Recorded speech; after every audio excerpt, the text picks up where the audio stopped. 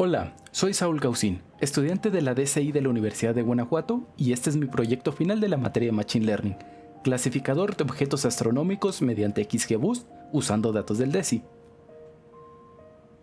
El DESI es un instrumento que tiene como objetivo medir el efecto de la energía oscura en la expansión del universo.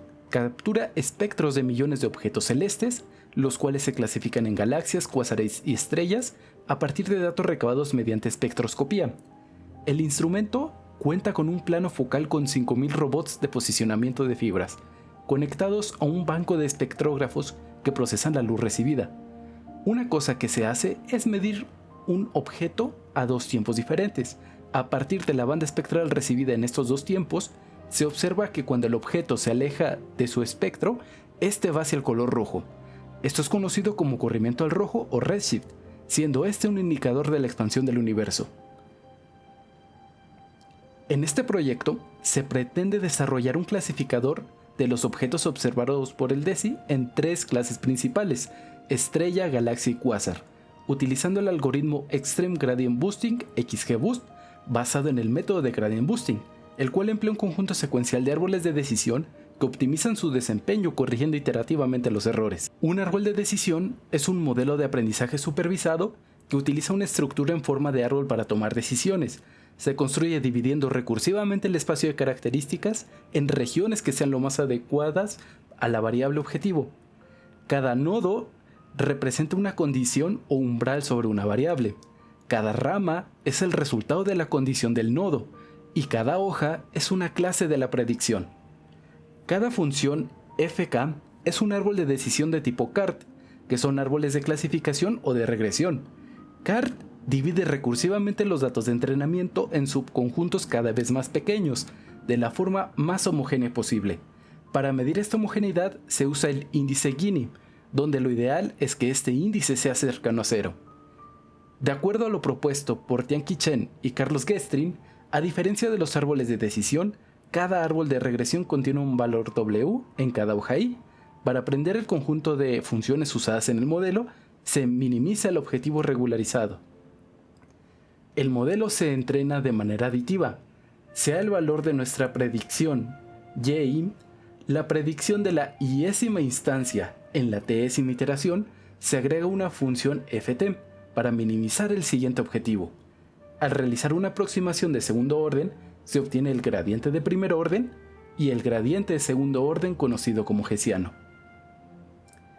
El archivo forma parte del Data Release 1 (DR1) de DESI del 18 de marzo del 2025, que incluye datos espectroscópicos ópticos de objetos astronómicos.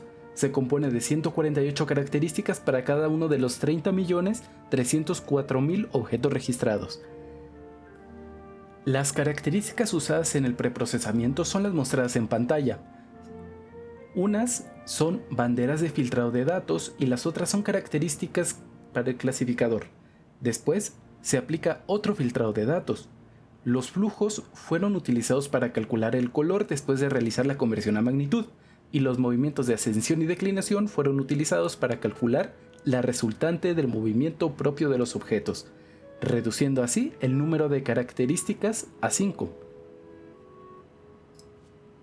Para el clasificador se usó el 80% de datos para entrenamiento y un 20% de datos para prueba. Se obtuvo una media de precisión general del 97.45%, validada mediante la ejecución del modelo con distintas particiones aleatorias.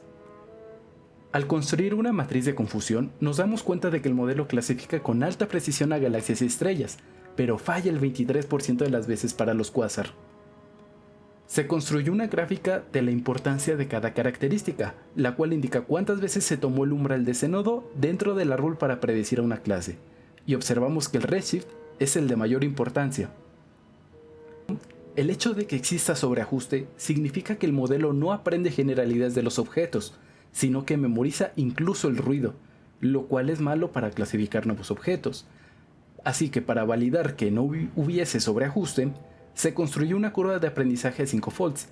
Esto significa que el modelo se entrena 5 veces, cada vez tomando mayor cantidad de datos, y grafica cómo cambia la precisión en la clasificación.